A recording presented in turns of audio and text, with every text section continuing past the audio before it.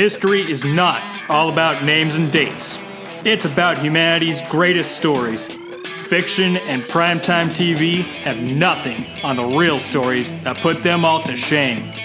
This is a delicious appetizer that can be filling on its own, but leaves you wanting more. Like nachos. History nachos.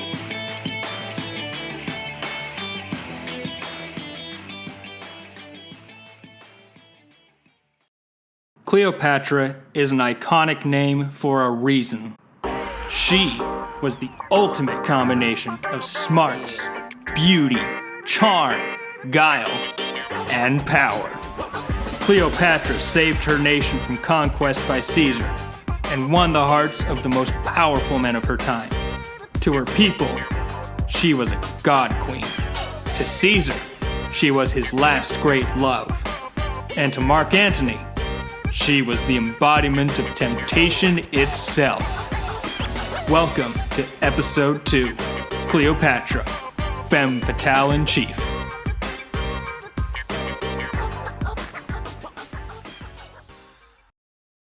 Quote, "For she was a woman of surpassing beauty, and at that time, when she was in the prime of her youth, she was most striking. She also possessed a most charming voice, and a knowledge of how to make herself agreeable to everyone. Being brilliant to look upon and to listen to, with the power to subjugate everyone, even a love-sated man already past his prime, she thought that it would be in keeping with her role to meet Caesar, and she reposed in her beauty all her claims to the throne." Cassius Dio, Roman historian. Cleopatra's story actually begins long before her time. First of all, she was Greek, not Egyptian.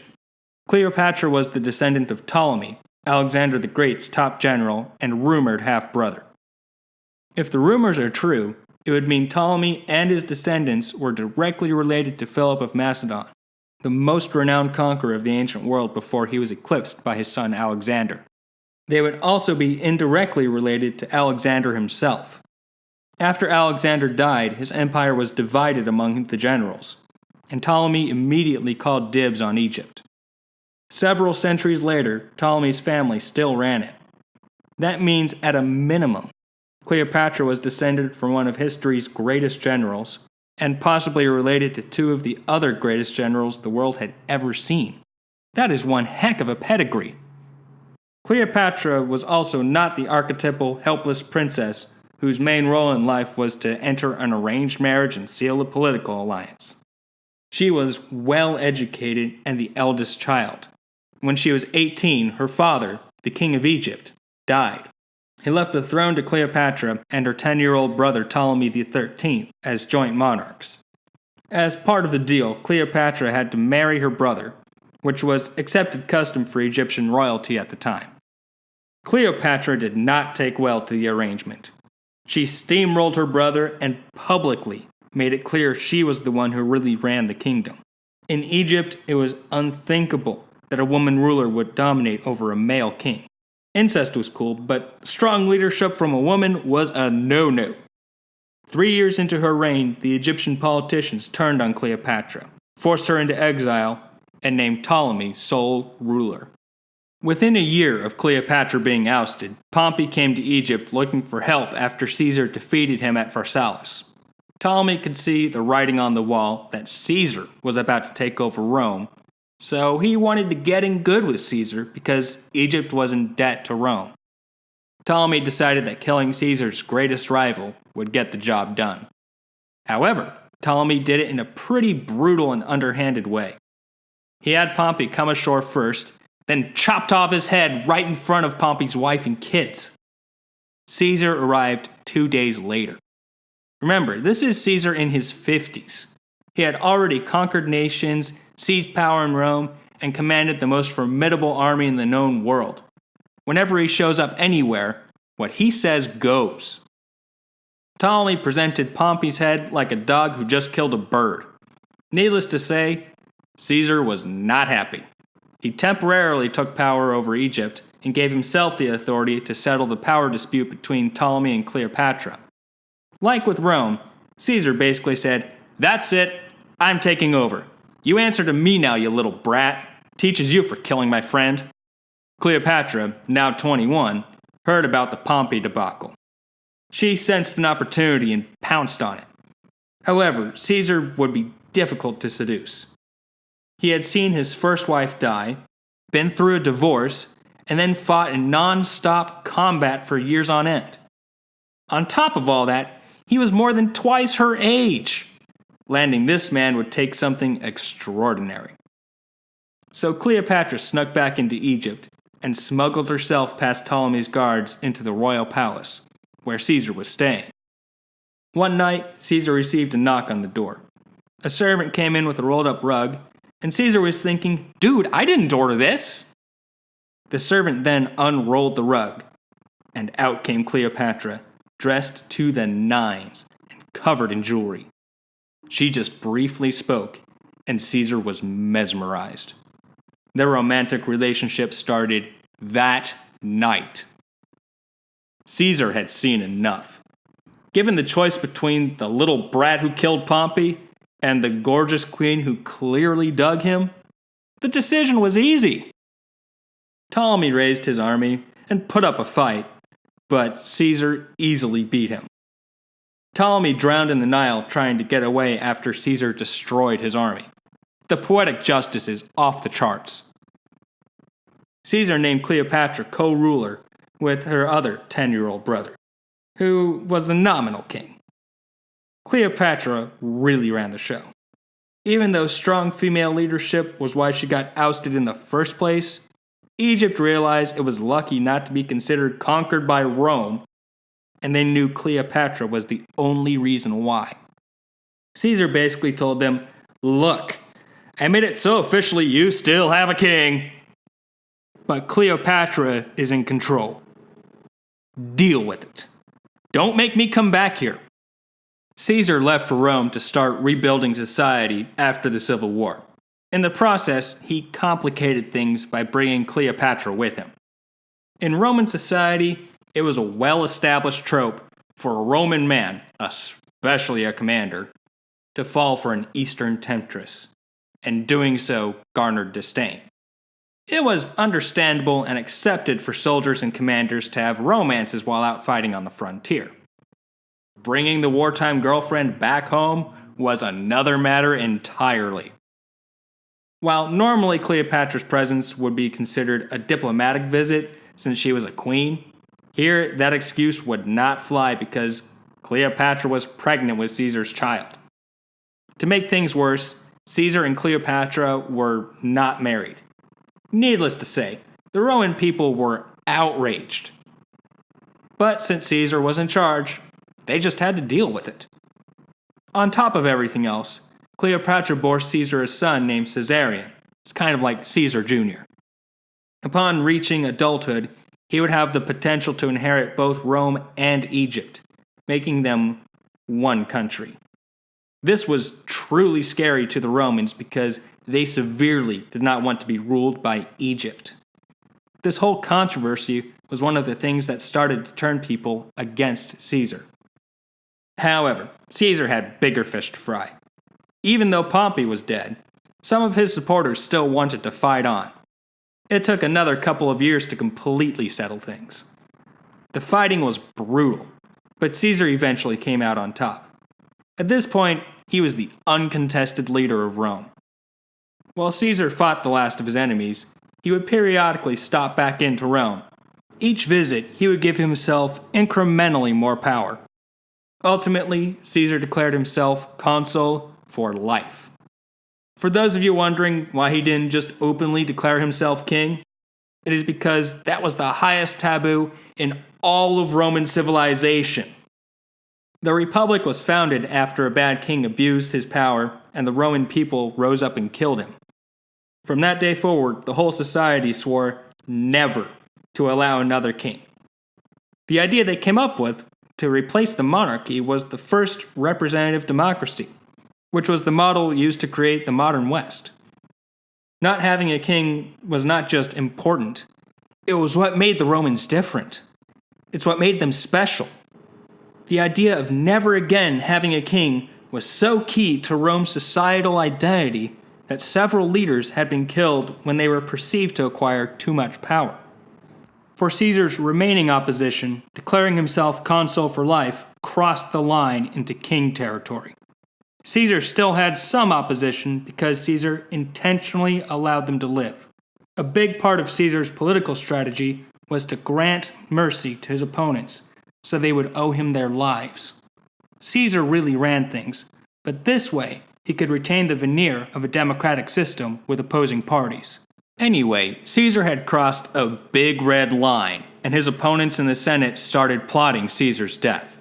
On March 15th, the Ides of March, Caesar went to a meeting of the Senate, and the trap was sprung. The opposition senators, who owed Caesar their lives, jumped him, drew their daggers, and stabbed him to death. Caesar was 56. At the time, Cleopatra was living in Rome with Caesarion, who was only a toddler. If the rumors about Ptolemy were true, it would also make Caesarion have the most shining pedigree I have ever heard of.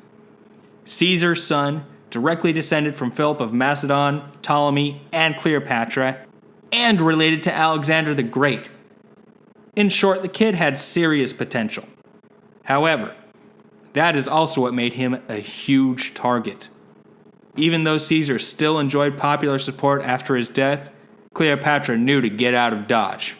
She immediately left for Egypt and took Caesarion with her. She was only 26 when all this went down. Back in Rome, things got dicey pretty quickly. While Caesar's assassins intended to restore the Republic, it quickly became apparent that Caesar was the glue holding what was left of the Republic together. To make another long and complicated story short, the system fell apart.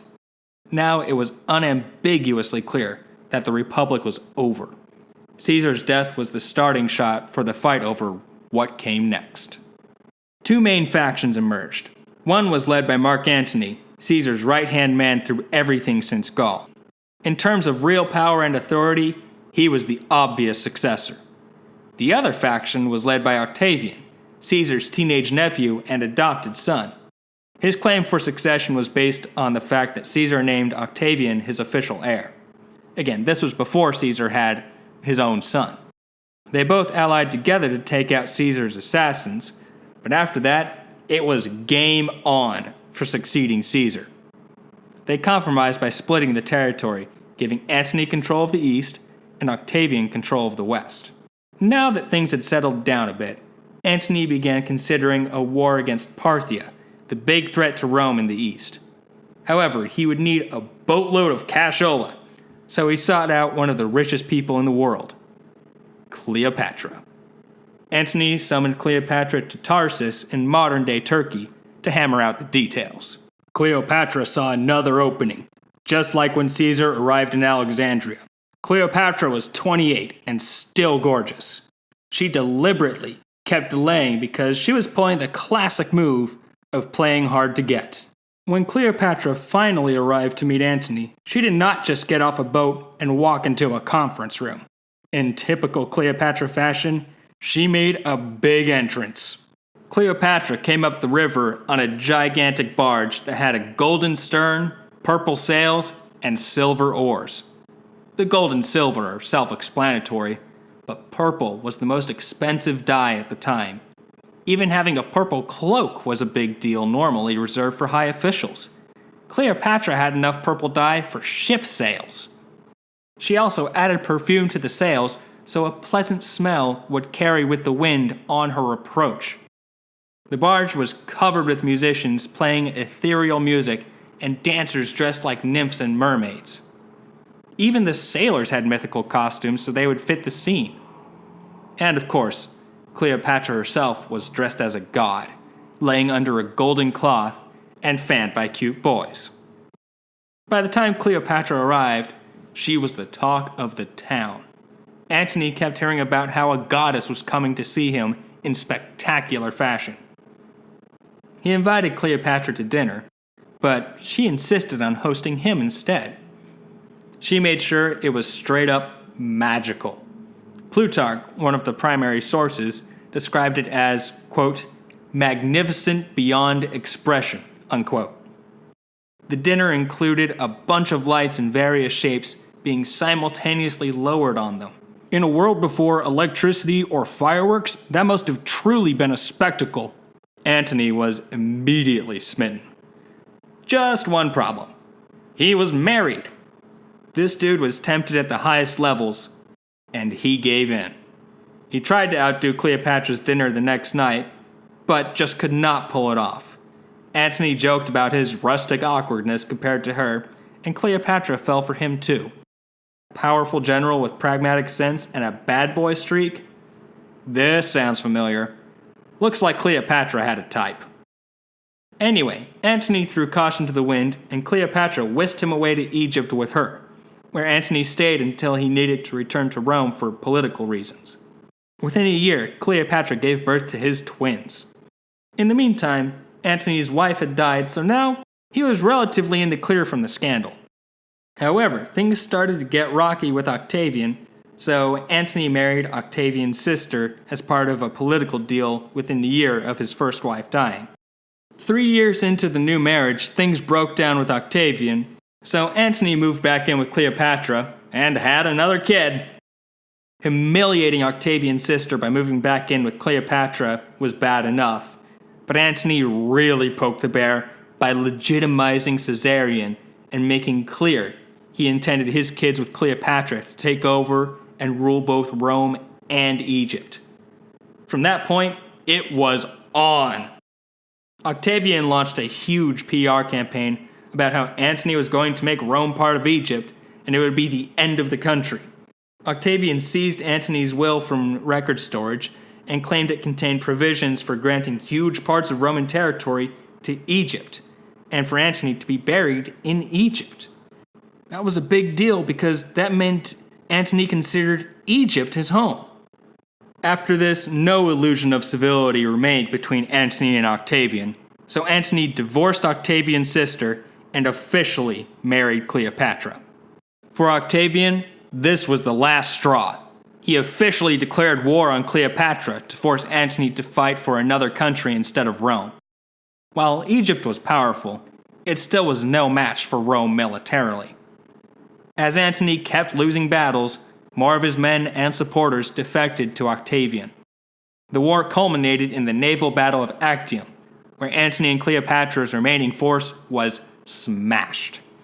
They both managed to escape and headed back to Alexandria. Octavian gave chase. When Octavian arrived in Alexandria, Antony and Cleopatra were desperate. As part of a last-ditch plan, Cleopatra spread a rumor that she was dead. Upon hearing this, Antony stabbed himself. Right afterwards, a messenger told him Cleopatra was really still alive. Antony had himself carried to Cleopatra and died in her arms. Shortly afterwards, Cleopatra was captured by Octavian. Instead of bearing the shame of being captured and paraded through Rome as a conquered queen, Cleopatra killed herself by letting a poisonous snake bite her. She was 39. Even though Cleopatra lost in the end, for most of her adult life, she held her own with some of the most talented leaders ever to walk the earth.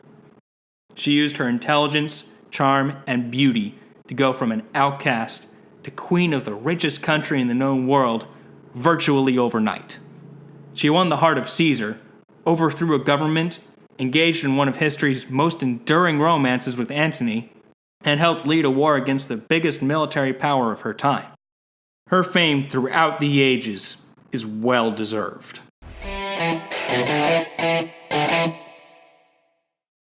This episode also has a postscript about Octavian. The first thing he did after eliminating Antony and Cleopatra was hunt down and kill Caesarion, the last real threat to a succession of Caesar. Naturally, Egypt and its lands were added to Rome's territory. 3 years later, he established his more well-known name, Augustus, the first emperor of the Roman Empire. Technically, still not a king. As always, we would love to hear your feedback. You can email us at historynachos@gmail.com. All one word, all lowercase. For those of you that want more details of Cleopatra's story, read Plutarch. His account is actually what Shakespeare's Antony and Cleopatra is largely based on, and is one of the main sources for this whole story. Or, of course, you can Google it. Until next time, thanks for listening.